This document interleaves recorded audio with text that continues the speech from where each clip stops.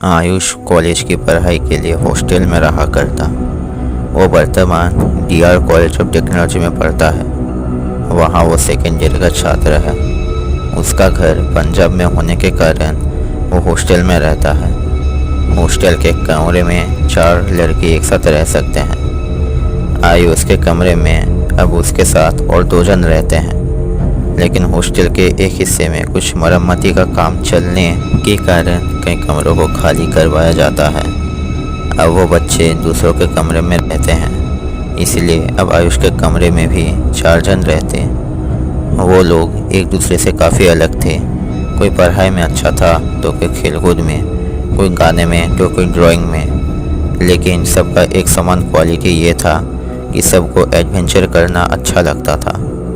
कभी किसी पहाड़ी इलाके में ट्रैकिंग करना हो या घने जंगल में रात बिताना हो, जब भी उनके पढ़ाई का बोझ थोड़ा कम रहता, सब लोग एक साथ वहीं पर एडवेंचर करने निकल जाते। वैसे तो वो लोग कभी कभी आधी रात को टीवी पर भूतिया फिल्म देखते या प्लेन चीट भी किया करते, लेकिन जैसे ही वो लोग प्लेन चीट पर बैठते, किसी तरीके से उनका इरादा हासिल नहीं हो पाता।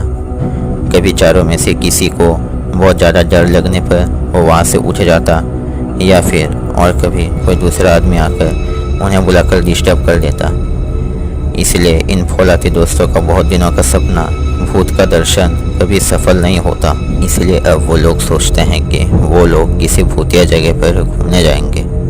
वहाँ उन्हें कोई डिस्टर्ब करने वाला भी नहीं होगा, और निकलने से पहले सब लोग अपने नाम पर कसम खा लेंगे कि चाहे कुछ भी हो जाए या किसी को कितना भी डर क्यों ना लगे, भूतों का उस जगह पर होने के बारे में उन्हें कोई ठोस प्रमाण मिलने तक कोई भी मैदान छोड़कर नहीं आएगा।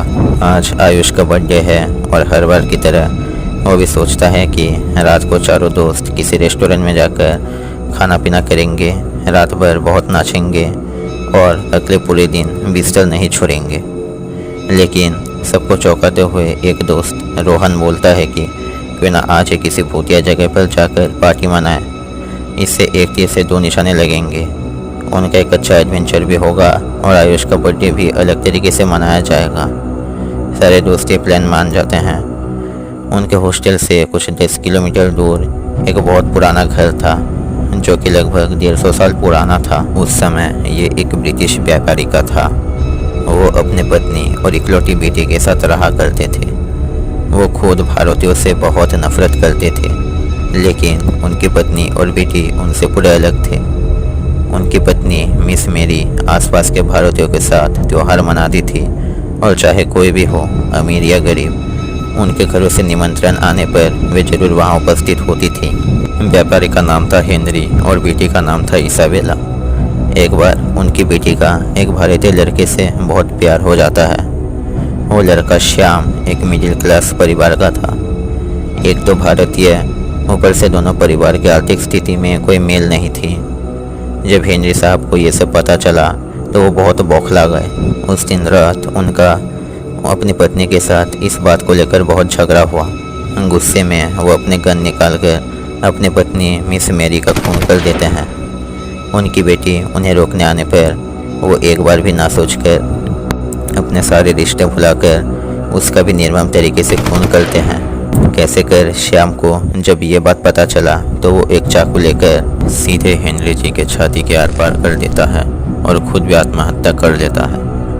कहा जाता है आज भी उन लोगों का आत्मा उसी घर में है, और हर रात उस दिन का वो घटना दोहराया जाता है। वो चारों दोस्त उस घर में जाकर आसपास की चीज़ों को निहारते रहते हैं। आयुष की आंखें एक पीले रंग के कागज़ पर पड़ती है।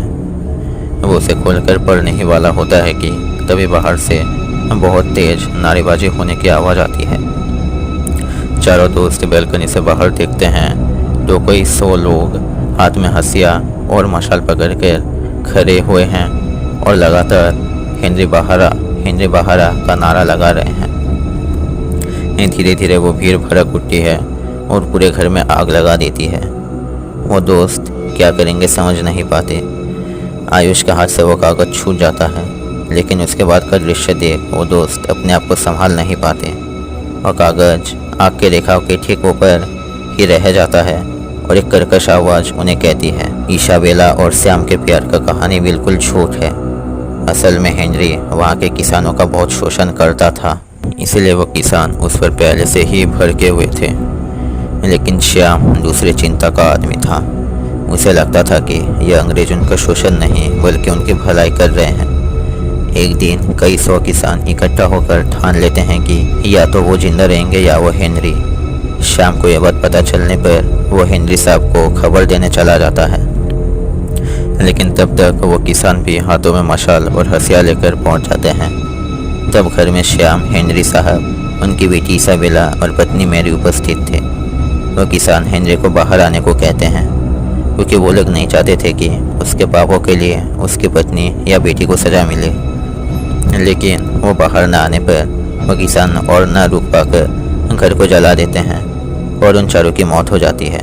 धीरे धीरे वहाँ भूकंप शुरू हो जाता है और वो चारों दोस्त वहाँ से भाग निकलते हैं। उस दिन के बाद से वो लोग कहीं पर भी एडवेंचर पर जाने से पहले 10 बार सोच लेते।